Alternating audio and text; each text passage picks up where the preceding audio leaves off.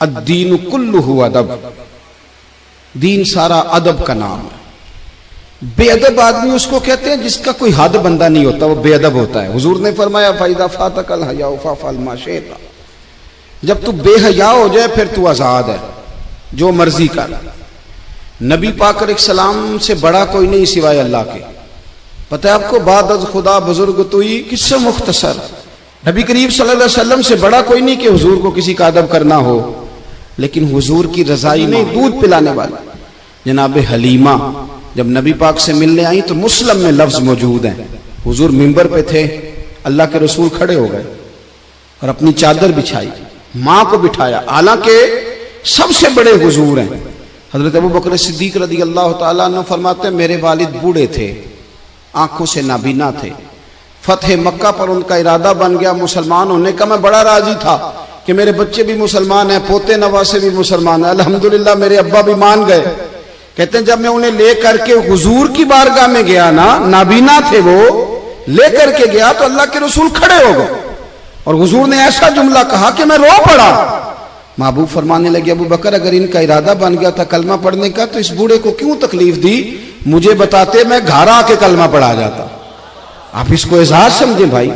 جو نوجوان کہتا ہے نا میں بڑا تیز ہوں، اب ہمارے ہاں نا بے باکیاں بڑی ہیں، جو منہ میں آیا کہہ کے چھوڑنا ہے۔ کہتے ہیں جی میں جی سچی بات کرتا ہوں، جی کسی کو تکلیف بھی ہو تو میں تو کہتا ہوں سچ تو بڑا میٹھا ہوتا ہے، اسے تو تکلیف ہوتی نہیں۔ اصل میں آپ نے سچ میں مرچیں بڑی ڈال دی، اس لیے کہ سامنے والے کو دقت ہوئی ہے۔ سچ بولنے پر طریقے سے بولے، آپ بے باک نہ بنے، آپ جو منہ میں آتا ہے آپ کہہ دیتے، تو ادب کریں۔ استاد قابل ادب ہوتا ہے، ہم نے کالج بھی دیکھا ہے، مدرسہ بھی دیکھا ہے، لیکن چھوٹا سا شکوہ ہے، ہمارے جو بچے ہیں نا مدارس کے، وہ جب ہم جوتے اتارتے ہیں تو ہمارے جوتے سیدھے کرتے ہیں۔ ابھی بھی ہمیں بڑے شکوے ہیں ان بچوں سے بھی، ان میں بھی بڑی غلطی ہیں۔ ہم جب موٹر سائیکل ہمارا استاد سویرے پڑھانے کے لیے آتا ہے تو بچے منت کرتے ہیں ایک دوسرے کی کہ لاؤ میں نے ٹاکی پھیرنی ہے استاد کی موٹر سائیکل، میں نے صاف کرنا۔ ہمارے بچے ابھی بھی استاد جی آ گئے ہیں، اور جب وہ نکلتے ہیں نا کلاس سے وہ سارا نظام وہی ہے جو آپ کا پیریڈ لگتا ہے 40 منٹ، اور جب بچے نکلتے ہیں تو کوشش ہوتی ہے استاد کو پشت نہ کریں، اور وہ کتابوں کا بھی وہ برا حال نہیں کرتے جو کالج کے اسٹوڈنٹ کرتے۔ مجھے ایک دن میں کسی کے گھر میں مہمان تھا تو ان کے یہاں ایک ٹیچر تھے جو فزکس پڑھانے آتے تھے، تو بچے سے اس کا باپ پوچھتا ہے کہ وہ ماسٹر صاحب آئے کہ نہیں، وہ کہنے لگا نہیں ابا وہ کل بھی نہیں آئے تھے۔ کہنے کیوں نہیں آتا، وہ 5000 روپیہ ٹیوشن لیتا ہے تو آج بھی نہیں آیا وہ۔ میں نے اس کے باپ سے کہا کہ جی اپنی چائے اٹھا کے لے جائیں، میری تو طبیعت پھیکی ہو گئی ہے۔ استاد 10,000 لے یا 20,000 لے، لینا تو اس نے استاد ہی ہے نا، اب کیا بات کرتے ہیں، یہ کوئی طریقہ ہے؟ کہنے لگا نہیں وہ مولوی صاحب نہیں، وہ فزکس پڑھاتے ہیں۔ اور میں نے کہا چھوڑو، مولا علی شیر خدا کہتے تھے جس نے ایک لفظ بھی پڑھا دیا وہ تو میرا مالک ہے، وہ چاہے تو مدینے کے چوک میں کھڑا کر کے بیچ دے، اپنے رویے کو بڑا صاف ستھرا کرے، بڑا اچھا کرے۔ مجھے بتلائیے کہ ایک آدمی matric P T C teacher سے تعلیم حاصل کرے اور خود بعد میں وہ پی ایچ ڈی کر جائے، اس کی تعلیم ڈبل سے بھی اوپر چلی گئی تو وہ پی ایچ ڈی والا استاد رہے گا کہ نہیں رہے گا؟ تو وہ کہے استاد جی آپ تو مطلب میٹرک پی ٹی سی اور میں نے ایم اے کیا، پھر ایم فل کیا، پھر پی ایچ ڈی کیا، میں کہاں پہنچ گیا ہوں؟ ادب کرنا ہے کہ نہیں کرنا؟ ادب آپ کو ٹھنڈا رکھے گا۔ ادب والے لوگ سمٹے ہوئے ہوتے ہیں، ان کے اندر وقار ہوتا ہے۔ امام اعظم ابو حنیفہ رحمۃ اللہ علیہ ایک باغ میں بیٹھ کے کام کر رہے تھے تحریر کا، 2 شاگرد بھی ساتھ تھے۔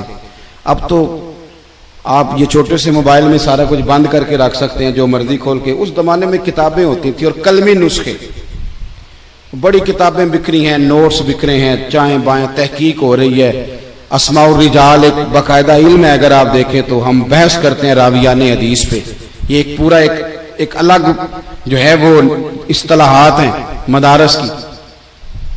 تو بڑا محنت والا کام ہو رہا تھا، چیزیں بکھری ہوئی تھی۔ اچانک نا بچے باہر باغ میں کھیل رہے تھے، گیند گر گئی تو وہ بچہ آ گیا گیند اٹھانے۔ اب کتنے شاگرد ہیں ساتھ، وہ سارا کچھ ہے۔ امام اعظم بچے کو دیکھ کے، بچہ 10-12 سال، فٹافٹ اٹھے، کاغذات بکھر گئے، چیزیں آگے پیچھے ہو گئی۔ اب امام صاحب دوبارہ بیٹھے، بچے کے استقبال کو ادب کوٹ کھڑے ہوئے، دوبارہ اٹھے، دوبارہ بیٹھے، چیزیں سمیٹی، اب کچھ کاغذ مل نہیں رہے، مسئلہ بن گیا۔ بچہ کھیل رہا تھا، کچھ اور بچے، تھوڑی دیر کے بعد پھر گیند آئی تو چونکہ اس کی ڈیوٹی تھی وہ پھر آ گیا، امام صاحب پھر اٹھے، کاغذ پھر بکھر گئے۔ اب وہ ساتھ والے شاگرد بھی زیادہ نہیں نا برداشت کرتے، ایک دو دفعہ تو برداشت کیا، اب تیسری دفعہ بچہ آیا، کاغذات پھر بکھرے، تو امام ابو یوسف کہنے لگے حضور یہ بچہ ہے، یہ پتہ نہیں 20 دفعہ آئے گا، تو کتنی دفعہ چیزیں بکھیریں گے؟ تو امام صاحب فرمانے لگے ابو یوسف تو نے بیٹھنا تو بیٹھ، نہیں بیٹھنا تو نہ بیٹھ، یہ 100 دفعہ بھی آیا تو میں اٹھ کے کھڑا ہوں گا۔